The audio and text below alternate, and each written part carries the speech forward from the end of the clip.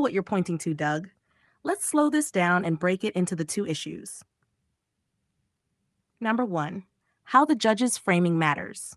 If, as you describe, the judge's question or order put the emphasis on what Combs did not do rather than on whether he in fact violated the statute, that creates a problem. In U.S. criminal law, the question is always whether the government proved beyond a reasonable doubt that the defendant did commit the elements of the crime.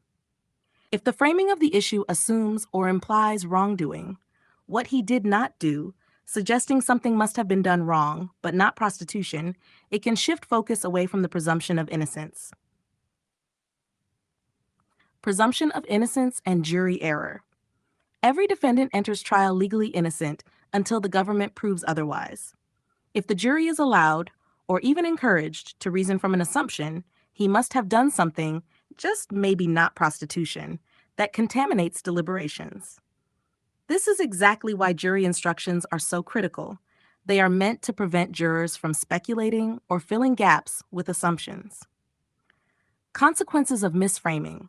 If the jury's starting point is wrong, then all their later findings are tainted.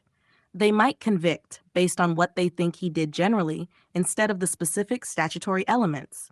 That leads to legal error, grounds for acquittal under Rule 29, or a new trial under Rule 33. So the short answer? True. If the court framed the matter in terms of what Combs did not do, rather than whether the prosecution proved beyond a reasonable doubt that he actually violated the law, that would be an error undermining the presumption of innocence. Any conclusions drawn from that framing would be legally erroneous.